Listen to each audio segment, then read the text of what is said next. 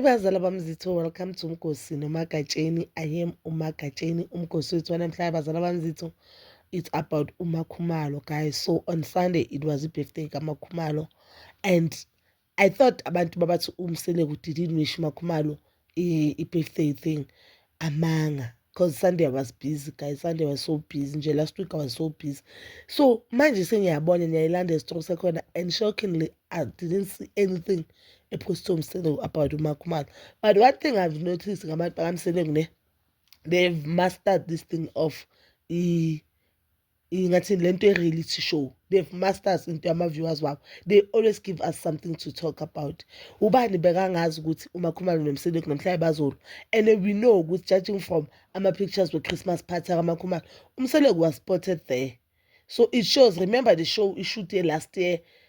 I think it shoot late last year, but Christmas most of the time ibe so ishootiwe. So kusho ukuthi ngeChristmas mhlambe bebase bayicazululile inkinga zabo and into yabo bese right.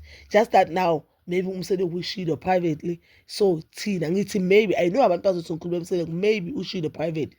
Chance maybe akashongo. Kodwa mara chances awushilo, just that they didn't post that because they knew ukuthi we'll be talking about it. Njengoba sikhuluma ngayo manje, they knew ukuthi if akapost akasho next, because now Makhumalo is trending, sizokhuluma ngayo sisho ukuthi uMseleko ukhohlakele. But if akashonga and izinto is not ngathini, izinto azikhululekanga zikalunga endlini, uMseleko I think he needs to free uMakhumalo. If Makhumalo wants to go, uMseleko needs to free uMakhumalo. Akakwazi ukuthi aloko abamba uMakhumalo in the name of ngakubuilder. Mina I for one, I'm still saying and still standing on my ground ukuthi uMakhumalo is who she is because of uMseleko, not because abazali bamakhulalo bafeyila, but just because uMakhumalo noMseleko they met very young. So obviously uMakhumalo ukhulele kaMseleko. Fana nokuthi manje mawuzogana na 15 then ukhulele kuloyo muzi bakumuse esikolweni. So vele you are who you are just because of them, but that doesn't give them a right ukuthi yabo bakubambe bangafuni ukubona success yakho, or bangafuni ukukhulula noma ungasafuni ukuhlala lapho. So I feel like uMseleko need to ukuthi akhulele uMakhumalo if uMakhumalo ufuna ukukhulula. But guys, kumele siphinde sibeke emqondo ukuthi wonke ama-relationship anenkinga. Umehluko ukuthi abantu bakaMseleko eyabo ise-TV, bonke abantu abathandanayo bayaxabana, bonke abantu abathandanayo futhi bathanda ngesikhathi eside baba nazo ikhathi la khona bangaboni ngasolini, and kube it gets heated, but baphinde balungise because kuyo yonke into ebalekile uthando nenhlonipho.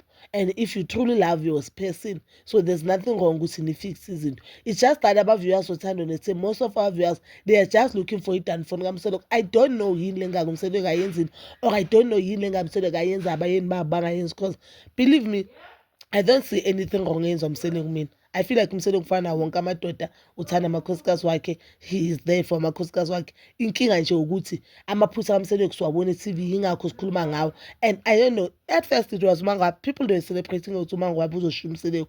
Ukuthi why I don't know. Uma yena wathi ufuna ukudivorce, now it's uMakhumalo.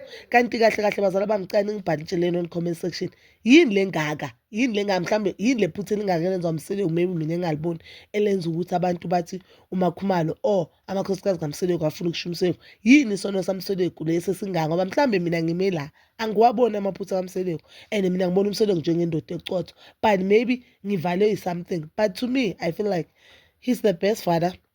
Indoda ecotho, the fact ukuthi uvumela amakhosikazi akhe asebenze, the fact ukuthi le minyango uMakhumalo ivuleke uMseleko ube ne-impact empilweni kaMakhumalo, it shows ukuthi uMseleko akasi-abuser, akasiyona i-abuse, akusiyo le corner sister need to you know. Amadoda if bukwenye indoda bekazothi makabona uMakhumalo athrive ayaphezulu sekungena kubo the Real Housewife of Durban avale iminyango. Akhona abafazi namhlanje bangasebenzi just because amadoda abo they don't want them basebenze, and hayi ukuthi akafuni nje ngomlomo, uyayenza nangesenzo. So I understand ukuthi uMseleko uyena somehow unabo ubuhlo futhi obukhulu, just that yonke imizi inemicabano and inengxabano, and yaMseleko West because usesithembeni one and impilo yabo ise-TV. Yiloyo mehluko mina ongibonayo. But bazala bamcela ni-comment down below your thoughts, and please don't forget to like, subscribe, share, and hit that notification button. Nginithanda ukuya nokubuya.